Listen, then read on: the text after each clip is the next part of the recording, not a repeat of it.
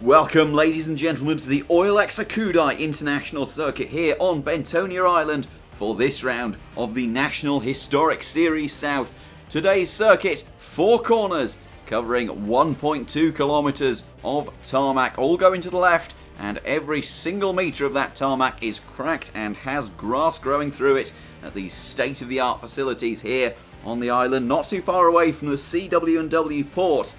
And a small grid today, it has to be said, only 4 cars taking part. Unfortunately, Wigeon Darter, a fan favourite, not able to take to the grid after being arrested for shooting a badger earlier on today. A terrible shame, but he is being stood in for by his his second cousin, 4 times removed, Angelo Di Fandango. But here is the grid. Nevertheless, Thomas Maynard lines up on pole in a 2016 car in a historic race. He's only allowed to race because his father is paying truly eye-watering amounts of money to let him race in a series that he can win. Anyways, Fabian Drinkwater lines up in P2, a fantastically skilled driver. Then Luca Fontana, the rookie, in P3 in that beautiful 1953 Burnside Custom M. And then we have the stand-in for Wigeon Darter, Angelo Di Fandango, the Argentine racer in that 1986 Ibishu Wigeon Darter M.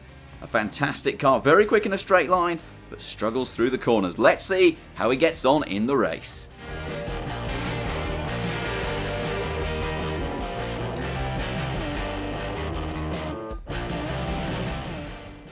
And it's lights out and away we go for this 5-lap sprint around the Oil Exakudai circuit. Maynard maintaining the lead. Oh, look at that straightaway contact between Fontana and Di Fandango through turn 1. They're still bashing and barging. Oh, Di Fandango has almost flipped it there. They're side by side coming into turn 3. And Di Fandango's gone. He has actually left the perimeter of the circuit. That isn't an escape road. That is actually the road out of the circuit as they come on to lap 2. It is Maynard from Drinkwater, from Fontana, and a big gap being stretched out by Thomas Maynard. There's Di Fandango coming back onto the circuit, almost tipping over, despite only doing, I'd say, probably 30 kilometres an hour. And Thomas Maynard is going to come up to him. I don't know why Thomas Maynard hasn't overtaken him yet. Presumably just laughing and his sides splitting as just look at that. It is a comical sight. And now Thomas Maynard has got past on only the second lap of, the third lap of his race. Oh my Gideon, only the second lap of Angelo Di Fandango's race. Oh, and Di Fandango's flipped. He's really having some very bad luck today. Wigeon Darter is going to be spinning in his grave, well, not his grave, but his jail cell anyways, as we ride on board with Luca Fontana as he's chasing down Fabian Drinkwater, coming on to their 4th out of 5 laps. And that is turning into quite an exciting battle. But look at that gap that Thomas Maynard has already stretched out on the rest of the pack. There's Angelo Di Fandango, still no idea what he's doing.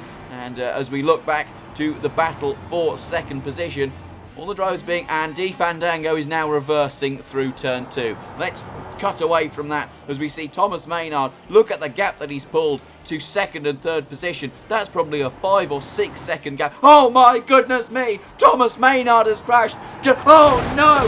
Fabian Drinkwater and Luca Fontana have both followed him into the barriers. That is... Scenes are emerging here on Bentonia Island as all 3 leaders, 3 of the 4 cars, all 3 podium sitters have somehow crashed out on the same lap at the same corner. And surely that means that Angelo Di Fandango, despite reversing around the entirety of his, not sure, is it 3rd or 4th lap, is going to take... There he is! Angelo Di Fandango takes the lead in reverse while a lap down. I have never said... he's nearly flipped it going through turn 2 as well. I have never said that in all my months of motorsport, and he's nearly flipped it again in all my months of motorsport commentary, and I hope I will never have to say it again. Angelo Di Fandango, quite possibly the least competent driver ever to take to a circuit in anger, is going to round the final corner, thankfully this time in forward motion. And surely this means that Angelo Di Fandango, yes, he comes across the line. Angelo Di Fandango wins. Oh my goodness me.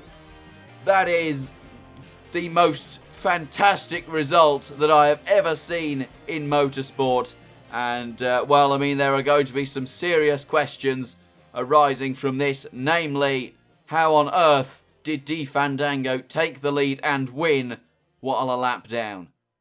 And we'll have plenty more coverage for you throughout the day of today's racing action. Do make sure to stay tuned on the Simon SNB YouTube channel, where we will have more analysis up next.